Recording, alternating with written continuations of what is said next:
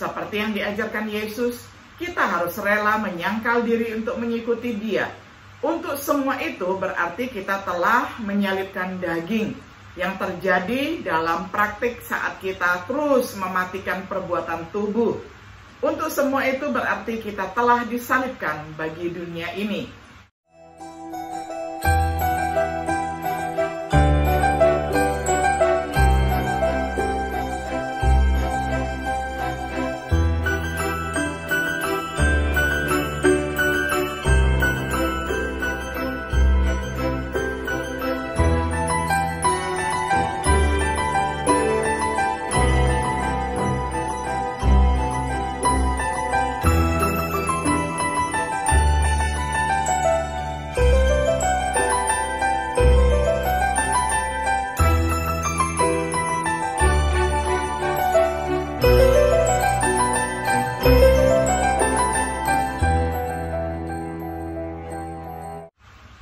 Shalom, sahabat Biblika yang dikasihi oleh Tuhan. Senang sekali hari ini kita dapat berjumpa kembali di dalam acara refleksi sahabat Biblika. Pada hari ini kita tiba pada episode yang ke-7 di dalam serial pembahasan kitab Galatia dengan tema Kehidupan yang Kujalani Sekarang. Saya akan bacakan firman Tuhan untuk kita semuanya dari Galatia 2 ayat 20 hingga ayat yang ke-21. Saya akan bacakan untuk kita semuanya di dalam terjemahan sederhana Indonesia. Sekarang secara rohani saya sudah disalibkan bersama Kristus. Itu berarti bukan lagi saya yang mengatur hidup saya, melainkan Kristus yang hidup dalam diri saya.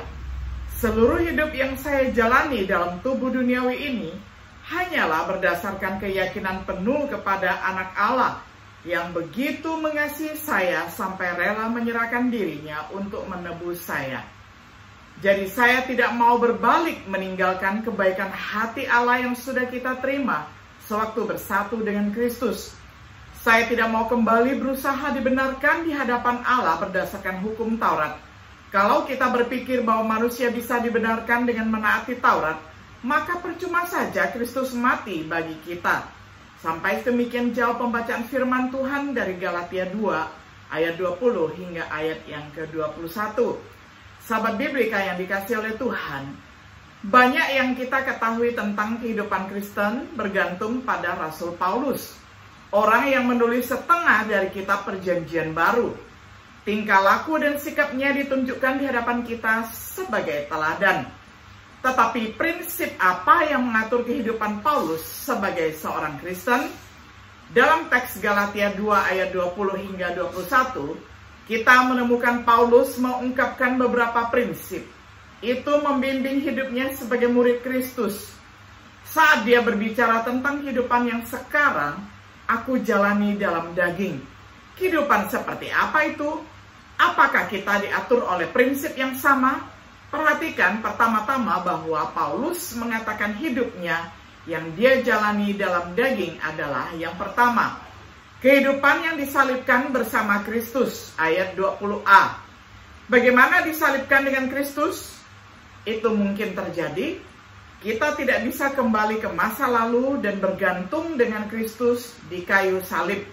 Tetapi kita dapat dipersatukan dengan Kristus dalam kematiannya ketika kita telah dibaptiskan. Perhatikan bahwa baptisan ke dalam Kristus adalah baptisan ke dalam kematiannya. Dipersatukan dalam rupa kematiannya, menyalibkan manusia lama kita bersama Kristus, mati bersama dengan Kristus. Jika kita telah dibaptis dalam Kristus, kita dapat berkata bersama dengan Paulus, aku telah disalibkan bersama Kristus. Apa artinya disalibkan dengan Kristus?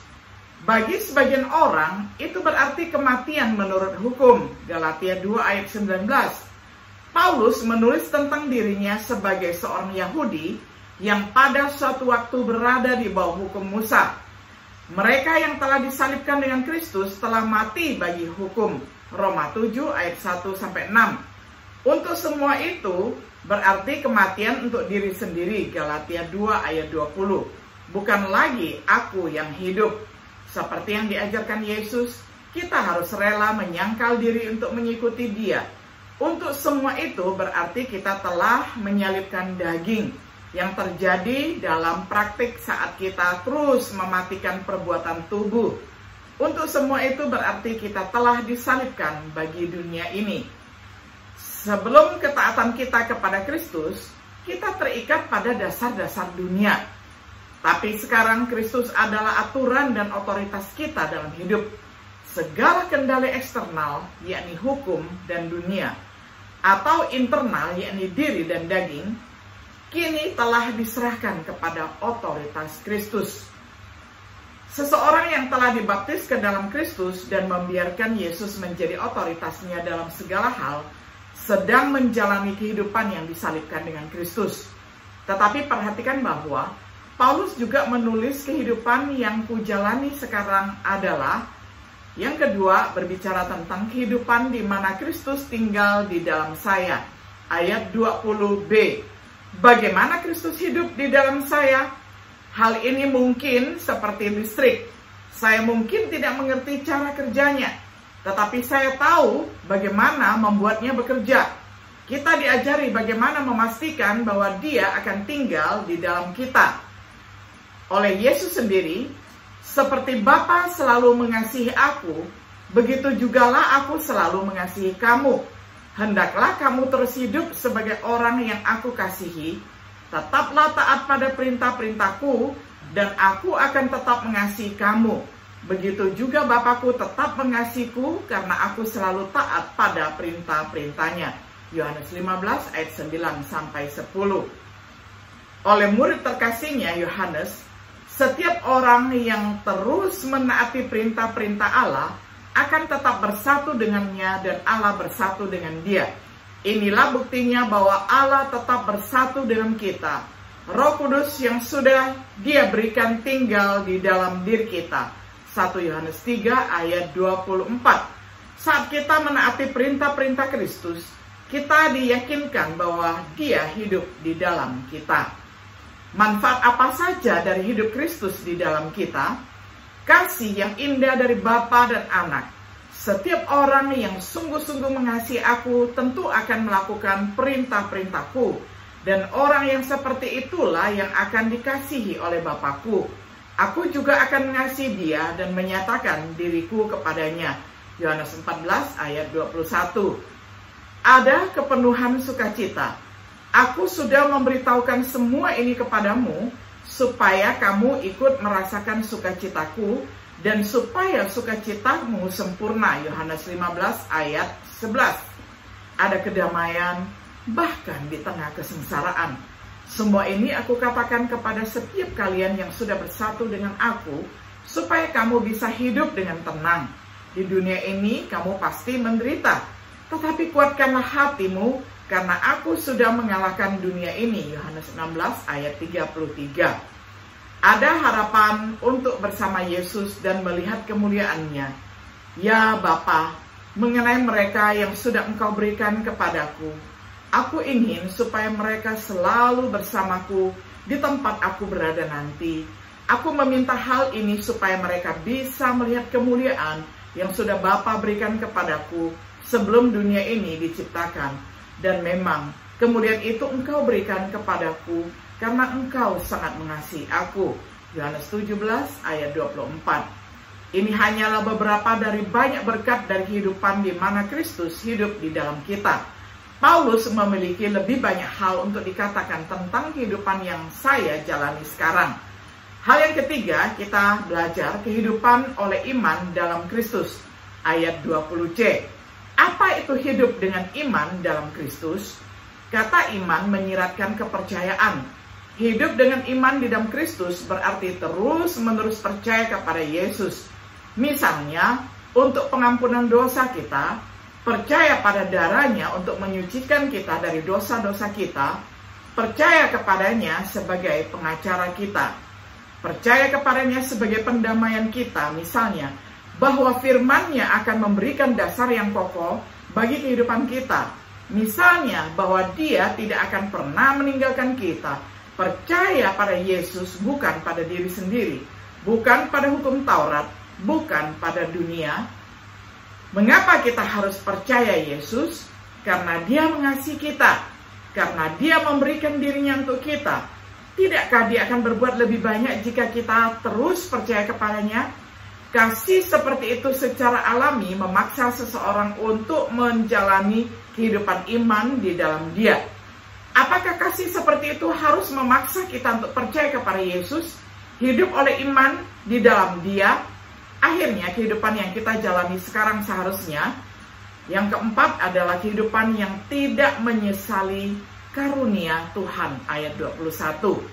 Kita harus tetap taat kepada perintah Yesus sebagai indikasi sejati dari kasih kita kepadanya.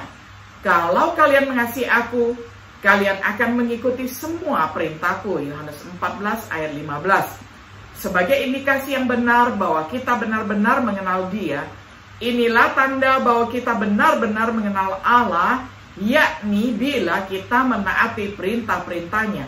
1 Yohanes 2 ayat 3. Seseorang tidak dapat mengabaikan perintah Tuhan, tapi tanpa karunia Tuhan semua sia-sia. Kita tidak bisa atau tidak berani mencoba untuk mendapatkan atau pantas mendapatkan keselamatan kita. Setelah semua dikatakan dan dilakukan, kita masih menjadi hamba yang tidak layak. Lukas 17 ayat 10. Jika bukan karena kasih karunia Allah, iman kita tidak akan berguna. Pertobatan kita tidak akan ada artinya. Baptisan kita tidak akan membuahkan hasil. Keselamatan kita tidak mungkin. Jadi dari awal sampai akhir, kita harus melihat kepada Tuhan dan firman kasih karunia-Nya. Kita harus percaya pada belas kasihan-Nya yang ditawarkannya melalui Yesus. Kita sepenuhnya bergantung pada Yesus dan kematiannya di kayu salib untuk setiap tingkat kebenaran sejati. Jika kita berpikir bahwa kita telah memperoleh atau layak mendapatkan keselamatan atas usaha kita sendiri, Kristus mati dengan sia-sia. Sebagai kesimpulan, begitulah kehidupan yang Paulus jalani dalam daging. Hidup yang disalibkan bersama Kristus. Kehidupan di mana Kristus hidup di dalam Dia. Hidup yang dihidupi oleh iman di dalam Kristus. Hidup yang tidak mengesampingkan kasih karunia Tuhan. Bisakah hal yang sama dikatakan tentang kita? Sudahkah kita disalibkan bersama Kristus?